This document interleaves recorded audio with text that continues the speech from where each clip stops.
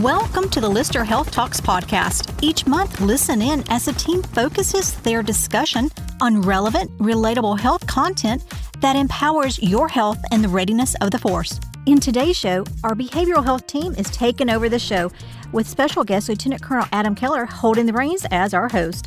We often focus on physical health, eating well, exercising, getting enough sleep, and those are so important. But truly thriving means paying attention to our mental and emotional well-being too. So today is a great day to check in with ourselves. Let's get started.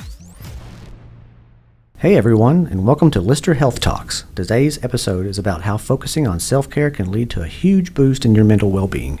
I'm Lieutenant Colonel Adam Keller, Chief of Behavioral Health and Installation Director of Psychological Health with Lyster Army Health Clinic, your host for this special episode, and I'm glad you're here. Life can feel overwhelming, right? Big goals, big problems, big to-do lists that just stare back at you. But what if I told you the key to feeling less stressed, more in control, and genuinely happier isn't about conquering Everest, but about reaching attainable goals like getting a good night's sleep? That's what we're exploring here on today's show. We're diving into achievable actions and how they can build momentum, reduce anxiety, and ultimately improve your mental health. Joining us today are special guests, Dr. Tony Franklin and Ms. Kelsey Miller from our primary care behavioral health team. Why don't we go around the room and let them introduce themselves?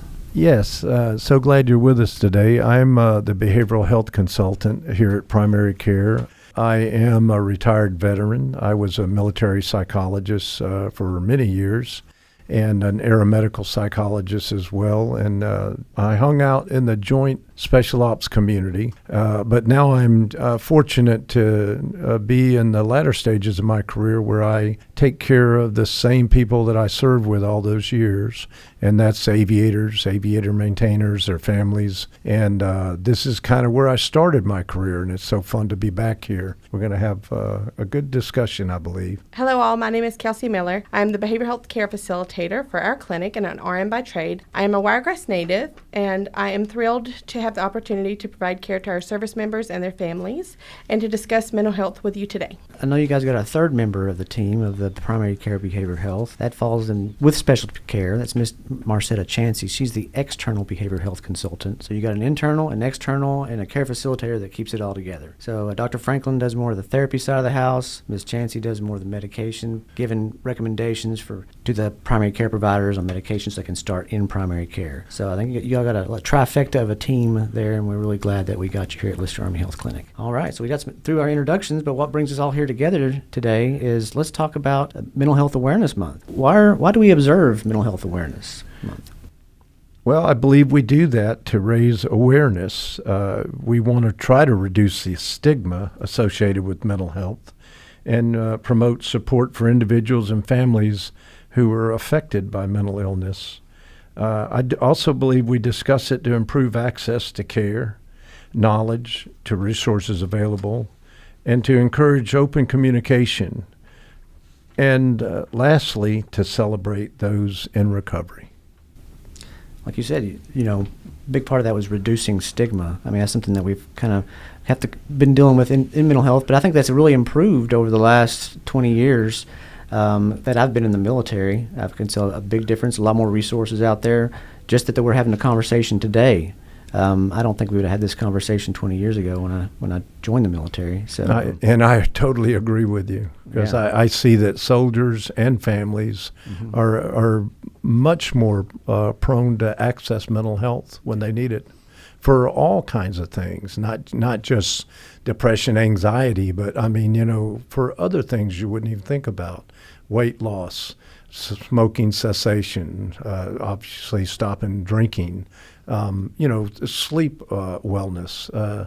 That you see that people think outside the box. If they feel a need, they go find a resource, and I think that's awesome. May is just a month just to highlight our awareness for mental health and what matters. It's every month is mental health awareness. Well, it kind of brings us to our next question. Like, what does mental health matter? Why is it important to us? Well, I believe it's important because mental health is actually it's our emotion, it's our psychological makeup, our personality structure, and our function. It's our social well-being. When you think about it, mental health is kind of how we meet the world. It affects everything in our life. is how we cope with stress. Our overall health, our relationships, it affects everything, our community, our work, and our overall look of ourselves and others. Yeah. I mean, if we're not taking care of ourselves, how can we take care of others, right? Exactly. So I kind of start back at self-care, and that's what we kind of want to talk a little bit about today is what are some things we can do to take care of ourselves? Some of the ways to reduce stress that I suggest with my patients are exercising. Some people like to exercise in a gym, or you can go outside for a walk, exercise with friends, or you can do it independently if you would like just quiet time with you outside. Me, I am a reader. I would like to read a book and relax, get some fresh air, sit outside and read. If you want to involve your family, you could cook and do it as a group, and then you're providing nourishment to your whole family. And those are some excellent ideas. And it is an individualistic thing. What works for one person may not work for another. I mean, what works for me is I have passions. I have things I like to do. I love fishing, pier fishing to be exact. I like going to the beach. I like being outdoors. I love my puppy dogs. When I come home, that is the thing that really absolutely puts me right back where I need to be, is when I open my door and I have 4 dogs that come to me and act like they haven't seen me for about a year. And they're always so excited. They're the loves of my life. That's what I do. But there's some things that I would add, not just to the individualistic things that people know that, to reduce stress, but there are physical things that we cannot ignore. And I find that in my trade, I encounter it all the time. People that don't get proper sleep. They stay up too late, get up too early. They nap when they get home from work, and then they can't fall asleep till 1:30 at night. People that don't eat properly or eat the wrong things. People that don't hydrate. Those are just a few things that if you have out of sync are going to make it very difficult for you to get through even the most unstressful days. And the stressful days, there's no way you could sustain what you need to do if you don't take care of yourself.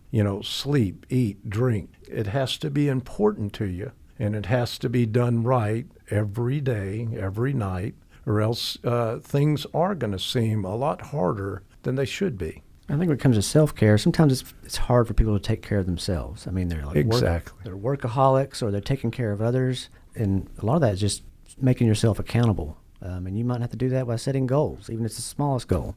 It's like, on Friday night, I'm going to read a chapter of a book. I'm taking care of myself because that's what I like to do. So sometimes it is just making time for it, making time for yourself. That's an excellent point. And here's what I hear all the time when I tell some people, like, well, you like going to the gym, you love swimming, you like going to the beach, you haven't done any of that lately. And when you raise that issue with them, they say, I don't have time. I just am too busy. Oh, and guess what? I mean, we call that a cop-out. You got to make time. Leisure is very underrated. It should be overrated because it's important to you. Leisure time makes work and other things tolerable. And without that, it becomes very difficult. And I think one of the best things we can do to take care of ourselves is getting a good night's sleep. Exactly. So what are some tips we can do to get a good night's sleep, and what are some things that could happen if we don't get a good night's sleep? Here's the thing that I would say. Very simple rules you can follow.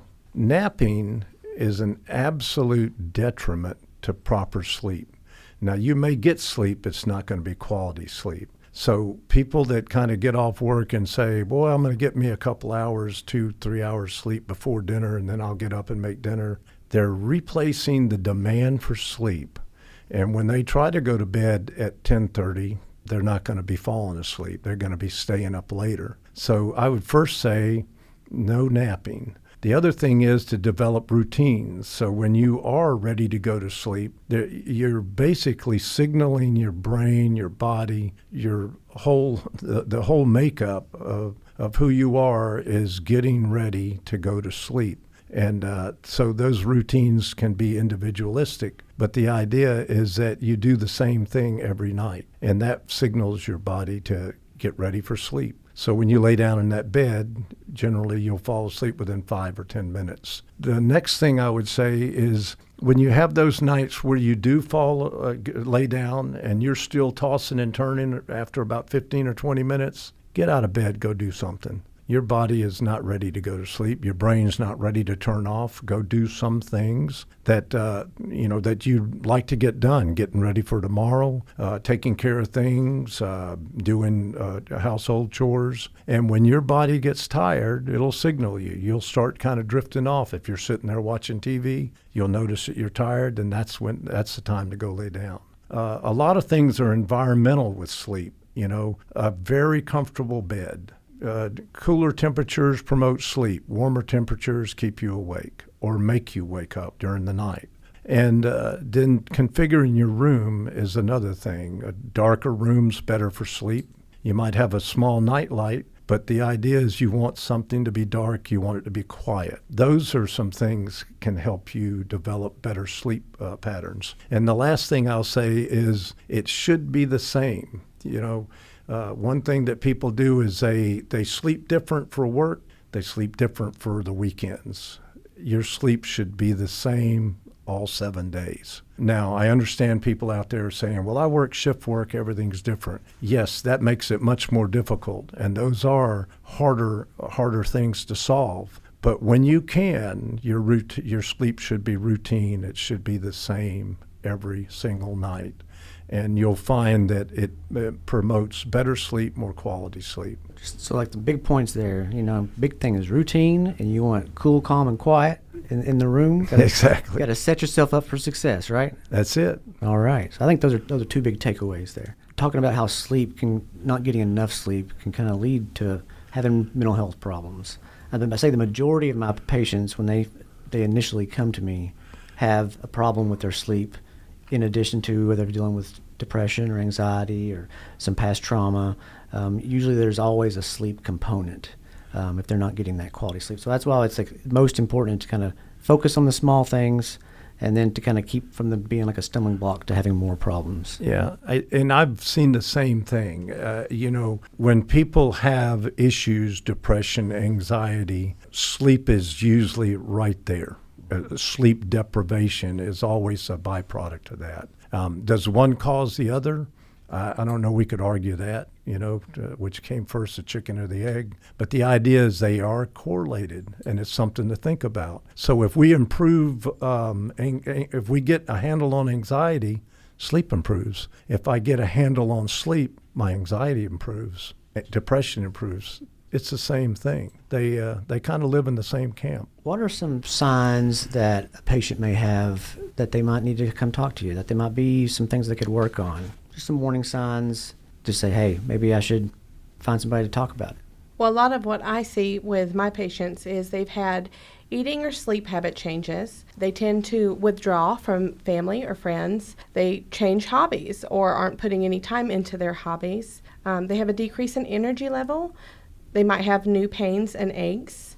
Addictive habits will be more prevalent. They go through feelings of hopelessness, withdrawal, and numbness. They fluctuate mood swings, whether that be confusion, anger, being scared, having feelings of worry. They might hear voices. Some people have the inability to move past memories or thoughts that they have gone through or trauma. And I would add to that, Kelsey, that one of the things I see is when they're just not relating to people how they normally used to, like they're shorter, they're quicker to anger, they're seeing impulsive things that they ordinarily would never do. They snap on their children, they snap on their husband, a husband snaps on a wife. So the idea is that they know. I think any force that's equalized will know when it's out of balance. And that's what I notice a lot of times is people are coming to me saying, I think something's not right. I don't know what it is, but it's not right. And I think a lot of that we get from like our friends and family. They'll call us out. Exactly. Like, hey, what's happened? I've not seen you react like that. Yeah. So oftentimes it'll happen at home first before it starts, impacting you at work. Yeah. And I tell you, going back to my olden days when I was in the special ops community, deploying a lot. I mean, we're going, we're coming. We were exposed to a lot of things. Sometimes things did not end well. And when you come home with all that from deployments, you are, you don't notice it yourself. But when I would have my wife tell me point blank, you've got to do something about your anger, that makes you stop. That's me. I'm a psychologist. I should be all wrapped tight. I should have it all together. But guess what? No, we're all human beings. And when somebody tells you, I have my own children saying, what are you doing, Dad? Why did you say that? Why would you do that? I mean, that makes you step back and go, well, why would I do that? And when you recognize it, then you have to face that, wow, I've met the enemy and here are I. So you got to go talk to somebody. And that's the perfect time to seek out help. At any level you can, find a resource and seek out help. And we have, some of our patients are service members. They'll wait to the last couple of years in the military to actually start coping with some things they've been bothered with. And we wish that we could see those patients earlier so they could have a more fulfilling life. But we want to also make sure that they're ready for that next step to transition out of the Army. So I think that kind of breaking down the barriers of the stigma, get people in earlier so we can kind of help you out, enjoy your life. I think that's one of the things that we see pretty common. It's difficult in the aviation community with behavioral health stigma and impact to flight status. So I think that's a problem that some folks, they fear. But I don't think that's nothing to really, at your all's level, just to have something to talk to. Is that going to impact them at all? No, people that come see us, we're generally trying to take care of smaller issues. And if anything is really a bigger mental health concern, of course, we're going to, refer that to, especially behavioral health, or we're going to refer that to maybe an outside provider so they can be seen more frequently for a longer period of time. Generally, what we do is we see people for a shorter period of time. They come about every couple of weeks. That might be a 30-minute visit. But the things we see, and it's not anything that's going to be a concern. If I see a flight risk, though, if it's a safety of flight issue, obviously I have to follow that up with the primary care manager. But I can tell you that I've been here now for a year and a half, and I just don't see that. We do things to make them better, help them sleep better, help them eat better, help them, with relationship issues, and their quality of life improves, and they fly on. That's what we want to accomplish. What I think you're saying is that the key there is early intervention. Exactly. Fixing the small problems before they come big, and early intervention is key. Yeah, aviators are big on mechanics because that's what keeps those things flying. But think about this. You're driving down the road, you're listening to your radio, and you hear this squeal every time you hit your brakes. The smart person will go right to their mechanic and say, I think I got a brake issue because you're down to where that warning is, and it's going off. If you take care of that brake issue right there, probably going to cost you $125. If you ignore it, it's probably going to be closer to $500 or $600. And metaphorically, that's kind of the way I look at it. Earlier, obviously, the better. It's going to be a better outcome for everybody concerned. All right. Well, I'm just going to kind of bring it all together here. I've heard a lot of good tips, a lot of good things to kind of look at to kind of improve our lives. You ever remember a couple of years ago when they were doing the performance triad? You remember that? Yeah. I think it was about, 2013, 2014. That was the Surgeon General's campaign that she was going on. But it really makes a big difference. The performance triad was sleep, nutrition, and activity. Exactly. That's a tripod kind of holding us all together. And one of those legs of that tripod fall, and you're going to come tumbling down. So it's a good defining balance in everything you do. Balance in making sure you're a good, healthy diet, balance with your sleep. But so some resources out there that can help us to find balance if we're off kilter. Primary care behavioral health, where you all work, that's one resource, but there's a plethora of resources that are available to us. We got the Armed Forces Wellness Center. We got military family life counselors all across post. Our chaplain, our unit ministry teams and chaplains, they make a big impact on post. And if people are apprehensive about seeking care on post, we have Military One Source. There's other resources off post. Bottom line is, we just, wherever you're seeking resources, we just want you to find a resource to kind of help you be a better version of yourself. And don't be afraid to help others. If you see something, say something to others. If you see somebody have a bad day, something's off, help them out. You say, take care of ourselves, and we want to take care of others. One of the questions some of our listeners might have is referrals. So do we need referrals to see you, Dr. Franklin? No, in order to get an appointment with Dr. Franklin, it does not require a referral. You can either self-refer yourself on the portal, or you could call into the clinic and we could get you set up to have an appointment with him. And if you were looking to be staffed with me, I also do not require a referral. Normally the primary care managers will just reach out to me. And that's the same with most of our resources. They don't have to have somebody else helping them make that appointment. They can do it themselves. We can also take referrals from our providers to kind of do that warm handoff. We do it with our primary care providers, but anybody can come into the behavioral health clinic, and we use a targeted care model to kind of make sure that they're getting the appropriate resource at the appropriate time. So you don't want to elevate a problem that can be handled at the lowest level. We don't want to bring more anxiety to folks. We want to make sure that they're getting the right place at the right time. And something I'd love to add, I want the community to realize when you're looking at the behavioral health consultant, who can he see? I see everybody. If you come in primary care, I can see you. I see 2-year-olds. I see infinity and beyond in age. I see, of course, soldiers. I see spouses. Children, adolescents. That's the kind of a thing I get a lot is, hey, do you see this and thus and so? And hey, if they come in primary care, if you were eligible to be seen in primary care, you can get on my calendar. I have access. We keep my calendar the way it is because we want me to be accessible. There are times where you might be trying to get in on an outside referral, and it takes a while to do that. Think of us, the behavioral health consultant team, think of us in terms of a bridge to care. You might not stay with us, but you could start with us, or we could help carry you until you can get in on that outside referral. If you do need help, we're here for that. And even in specialty care, behavioral health, we do offer, in the behavioral health clinic, we have a couple other resources. We have substance use disorder clinical care, so any problems with addiction, and also psychiatry services. Both of those services are open to our other beneficiaries, retirees, not just service members. So we have the first of right refusal. If we have the ability to put on other beneficiaries other than service members in those two categories, we will do it. So it's just good to have another resource because in the network, there can be a wait to get access to care. So we want to make sure that we're doing everything we can to make sure that our patients have the quickest access to care.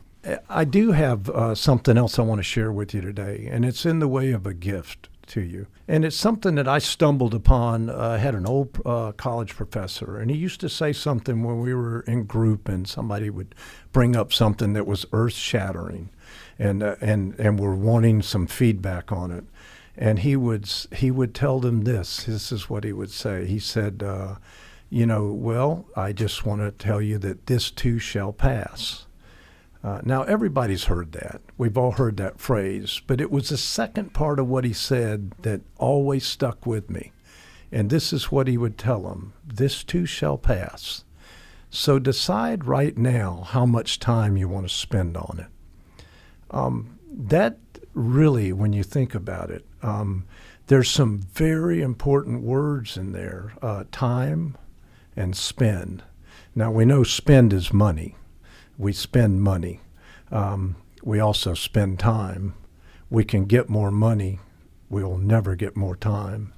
Think about all the things that become a crisis in your life, or something that you overthink, or something that really upsets you, and decide how valuable the time is that you might waste on that, because you can't get it back. And we do really, as I said earlier when I was talking about sleep, we're kind of our own worst enemy. And sometimes we are, with mental health, our own worst enemy. it's going to pass. And think about it this way. In 5 years, that moment that you spent so much time on and wasted and severed relationships and whatever might have happened, hurt maybe a child's feelings, embarrassed your wife, alienated your husband, whatever happened in 5 years, you won't remember that moment. In 1 year, you probably won't remember it. So think about that. Think about how you spend your time, what your internal dialogue does to you. Because I tell people all the time, I say, well, you talked yourself into it, so now you know that you have the strength and the courage to talk yourself out of it. It's just something to think about. Thank you so much, Dr. Franklin and Ms. Miller, for y'all being here today. It's been a pleasure.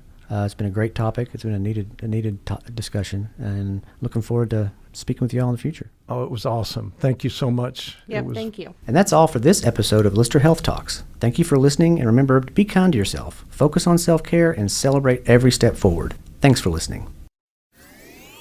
The Lyster Health Talks podcast is produced by the Lyster Army Health Clinic Public Affairs Office at Fort Novacell. You can catch all of our episodes on your favorite streaming platforms. Stay healthy, Fort Novacell.